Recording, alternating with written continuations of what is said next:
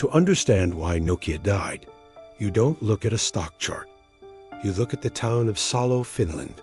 In the year 2000, this place was deafening with the sound of production. Today, it's silent. For years, the media told you Nokia died because of the iPhone. They told you it was a technology problem. They were wrong. Nokia didn't die because of Steve Jobs. It didn't die because of a touchscreen. It died because of something far more dangerous, something that was growing inside its own boardroom: fear. This is the story of how the smartest engineers in the world were forced to do the stupidest things. To understand the fall, you must first understand the height. In the early 2000s, Nokia wasn't just a company. It was practically a sovereign state. If you wore that blue Nokia badge in Helsinki, you were royalty. You had unlimited budgets, endless parties, and a religious belief that we cannot fail. Psychologists call this collective narcissism. But in 2004, they took the first dose of poison, the matrix structure. It sounded brilliant on paper, but in reality, it was a nightmare. Suddenly, a software engineer didn't have one boss. He had three, and those three bosses hated each other. Nokia turned into a battlefield of personal fiefdoms. The hardware guys, the ones who built those indestructible bricks, held all the power. They treated the software team like decorators, there to add a little color after the real work was done. While Silicon Valley was busy building entire ecosystems, Nokia was busy fighting a brutal civil war. Most empires don't collapse from an outside invasion. They rot from within. In 2015, researchers from the business school in Seed performed an autopsy on Nokia's culture. What they found was terrifying. They called it systemic fear. It started right at the top. The leaders were described as temperamental and abusive. The message from the C-suite was clear: bring me results or get out. So, what happens when you threaten smart people? They don't work harder. They learn to lie. Middle managers became truth filters. They knew Symbian, Nokia's operating system, was broken. They knew the iPhone was miles ahead, but they couldn't tell the truth. Telling the truth would get them fired. So, they painted all the progress reports green.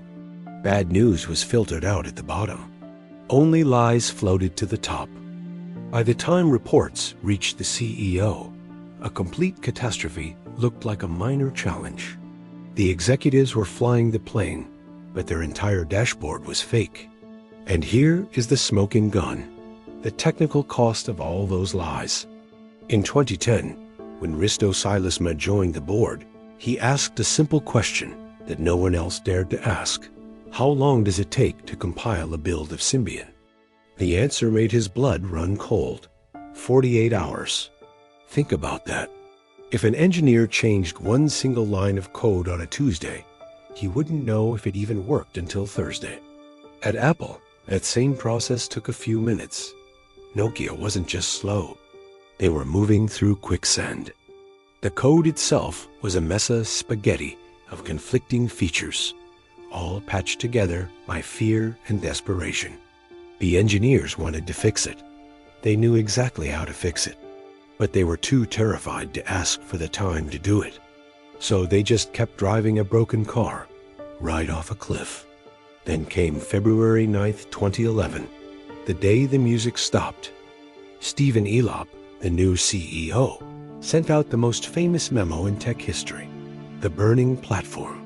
He compared Nokia to a man on a burning oil rig, forced to choose between the fire and jumping into the freezing ocean. It was poetic, it was dramatic, and ultimately, it was corporate suicide. Business schools have a name for this: the Osborne effect. By telling the whole world that their current platform, Symbian, was burning, Elop effectively told customers, "Our products are garbage. Don't buy them." And they didn't. But here's the kicker. He didn't have the new Windows Phone ready to sell yet. In the ensuing panic, they slaughtered their own children. They had an amazing project called Meltemi, a budget smartphone OS that could have dominated emerging markets. It was cancelled. They had the Moonraker smartwatch, a device that was years ahead of the Apple Watch. It was killed in the cradle. By 2013, the cash was gone. The game was over. We returned to the silent town of Salo. When the final announcement of the sale to Microsoft was made, grown men cried in the streets, not just because they lost their jobs, but because they knew it didn't have to end this way. The real lesson of Nokia isn't about touchscreens or apps. It's about human behavior. It's about culture.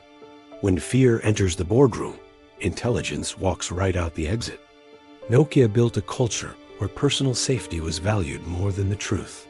And in the end, that supposed safety cost them everything. But as the Finnish giant fell, another titan rose in the east to fill the void. A company known for its ruthless efficiency and blistering speed. Samsung. How did Samsung manage to avoid this trap? Or are they next? Thanks for watching. If you found this story fascinating, make sure to subscribe for more deep dives into the giants of technology. See you in the next one.